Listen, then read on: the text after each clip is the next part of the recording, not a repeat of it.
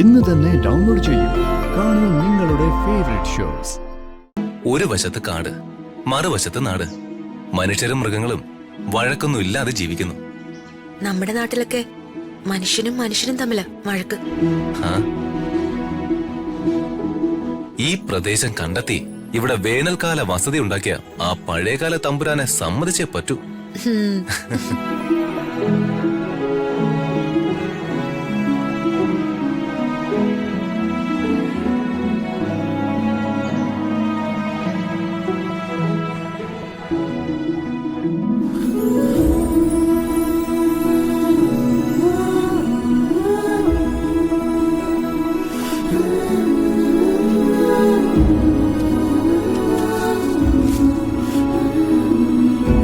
കൊച്ചു തമ്പുരാനും തമ്പുരാട്ടിയും രാവിലെ അമ്പലത്തിൽ പോയതല്ലേ?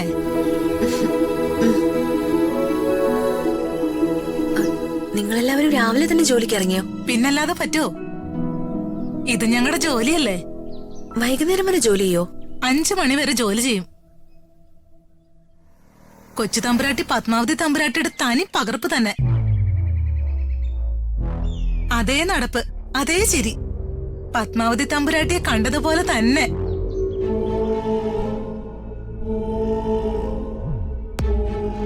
മേഡം, മേഡം, മേഡം നിന്നേ. അതെന്താ സ്വന്തം അമ്മയുടെ കാര്യം ആരെങ്കിലും പറയുമ്പോ ഒഴിഞ്ഞു മാറുന്ന? കേൾക്കാൻ ഇഷ്ടമില്ലാത്ത പോലെ. എന്റെ അമ്മയെന്നൊന്നും എനിക്കിപ്പോ പറയാനേ തോന്നുന്നില്ല രാജു. എന്നെ ഉപേക്ഷിച്ചു പോയ എന്റെ അമ്മയെക്കുറിച്ച് എനിക്ക് ഓർക്കാനേ ഇഷ്ടമല്ല.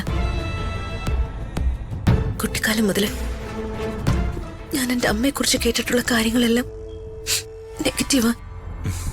അത് കേട്ടിട്ടുള്ളതല്ലേ, അതായത് മറ്റുള്ളവര് പറഞ്ഞറിഞ്ഞത്. അത് ശരിയാവണമെന്നുണ്ടോ? കേട്ട കഥകളെല്ലാം നെഗറ്റീവായിട്ട് പറഞ്ഞതാണെങ്കിലോ? ഒരുപക്ഷെ മാഡം കരുതിയിരിക്കുന്നത് പോലുള്ള അമ്മ അല്ലെങ്കിലോ ഈ യഥാർത്ഥ അമ്മ? അമ്മ വളരെ നല്ലൊരു സ്ത്രീയായിരുന്നെങ്കിൽ അച്ഛൻ അമ്മയോട് പിണങ്ങുമായിരുന്നോ?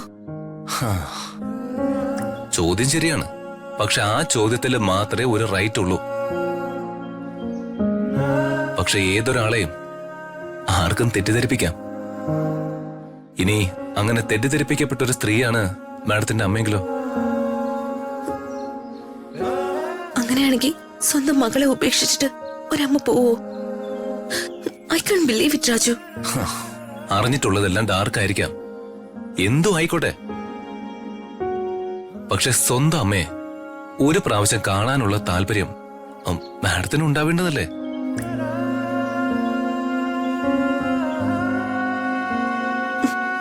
അമ്മയെക്കുറിച്ച് ഞാൻ എന്തെങ്കിലും അന്വേഷിച്ചു അച്ഛൻ അറിഞ്ഞ ആ നിമിഷം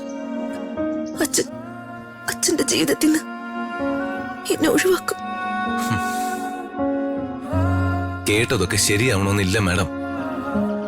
എല്ലാ ബന്ധങ്ങളുടെ ഇടയ്ക്ക് ചില മീഡിയേറ്റർമാര് കടന്നു കയറാറുണ്ട്. അവര് കുടുംബങ്ങളെ തകർത്തെറിയും. ഇവിടുത്തെ ജോലിക്കാർക്ക് മാഡത്തിന്റെ അമ്മയെ കുറിച്ച് ശരിക്കും അറിയായിരിക്കുമല്ലോ. ഞാനേ അവരോടൊന്ന് തിരക്കിട്ട് വരാം.